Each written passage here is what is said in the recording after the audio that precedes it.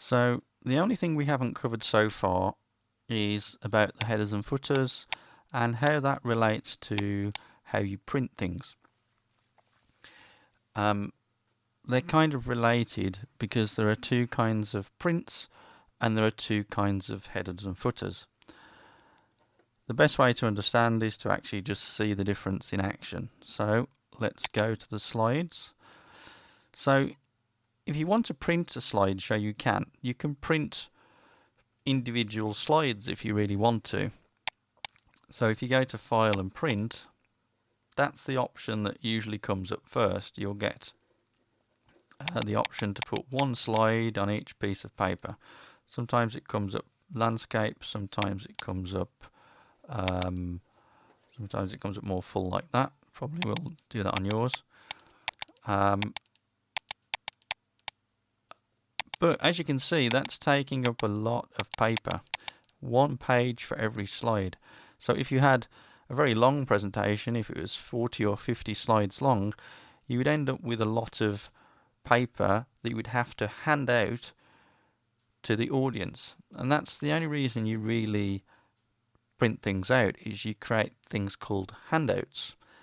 Something that you give to the audience so they can remember everything about the presentation, or it can help them at least. But usually they wouldn't be happy, and neither would you, with having whole slides on each piece of paper, because it would create a lot of paper and a lot of waste, and people would prefer to have it condensed a little bit.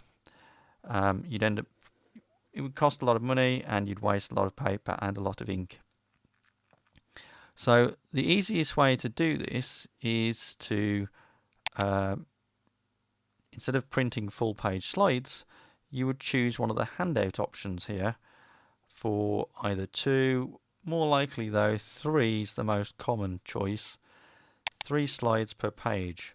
And you can see it puts it 3 smaller slides, but it also gives the audience members some space to write notes. Because usually when you're doing a presentation, the person presenting is adding more detail than is in the presentation that you can see on the screen or the projector. So you can see there's 3 there and 3 on the next page, and then there's that straddling one at the end. Now, what this does though is it's a little bit different because it uses a different set of headers and footers. Let's just go back to, wrong option, let's go back to full page slides. And you can see on the full page slides, it shows exactly what we had on the slides. It has the date and it has our name and the page number or the slide number on every page, because that's what we set to show on the screen. So it shows upon the printouts if we chose full page printouts. But if we want to print out 3 per slide, 3 slides per page, that isn't the same now. There actually are there in very small writing on each slide, but you might not be able to read that. And if you remember, in your exam, we have to make sure you put your name on everything when you print things out. So this is why you're being shown this more than anything. The main thing that you want to make sure you can put on the bottom here is your name. Now, if you look here, you've got Edit Header and Footer. And that's what we want to do. We want to change the footer, or we can even put it in the header if you want to. So we can click on that, just in the same way as you can go to the other way, going to Insert Header and Footer here. It's exactly the same thing. So you can get to header and footer through Print, Edit Header and Footer. Okay, but what you'll notice, what you might not have noticed before, is there are 2 parts here. There's slide header and footer, which is for this, sorry, not that one, for this slide header and footer, because that is showing date and time, well, date, slide number, and name in the footer as well. But if we want to print handouts, we have to change the edit the header and footer for notes and handouts. So the best way to do this is choose the header and choose the printout that you want first. So usually that will be 3 slides. Then go to edit header and footer here, and it will automatically choose the right option for you. Now, the page number and the date are always on. There doesn't seem to be a way, or there isn't an easy way of turning them off. You can click on this date and time thing and it doesn't make any difference. See, it's supposed to be off. There's no tick there, but it's always on. But it doesn't matter for what we need to do. Most of the time it doesn't matter if date and page number are there. They're actually quite useful.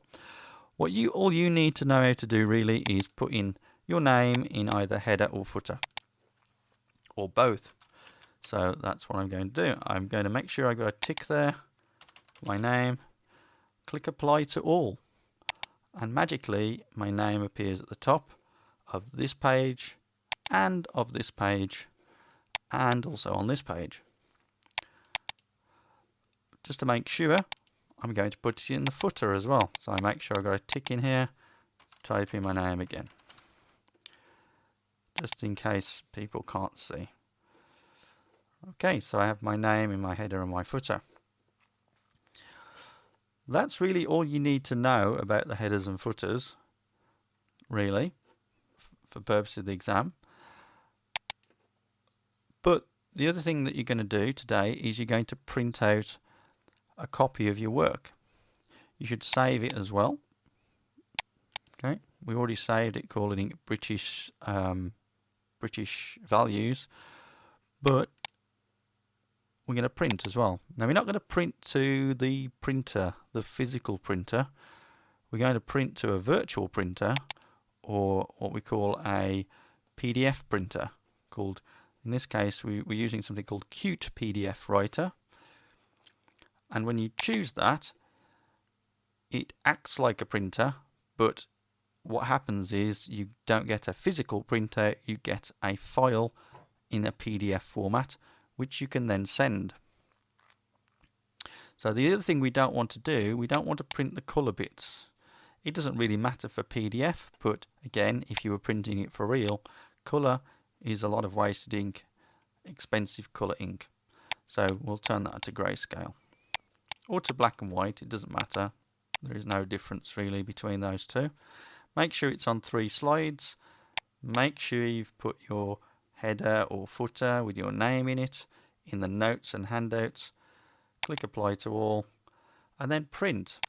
Now what will happen when you print is it won't actually send it to a printer. It will ask you to where to print it. So what you have to do is go to your folder, which usually you go to computer, look for your folder.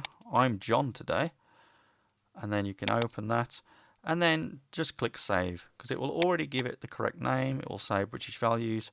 Just click save. I'd already done it before, so I had to replace it because I was practicing to make sure everything worked right. So now there should be a file. There should be a file inside. If you go into computer, go into John, and you should have your PowerPoint presentation, but also a PDF. So I'd like you to send this PDF to me. If we open it up, it just looks like a document. You see, it just a file. Okay, but it looks exactly like we had on the screen earlier. And then, so can you just email that to me using Thunderbird, just the same way you would normally. So if you remember, my email address should be automatically in Thunderbird for you, but just in case it's not. Okay, so that's my email address. So try to send a copy of the work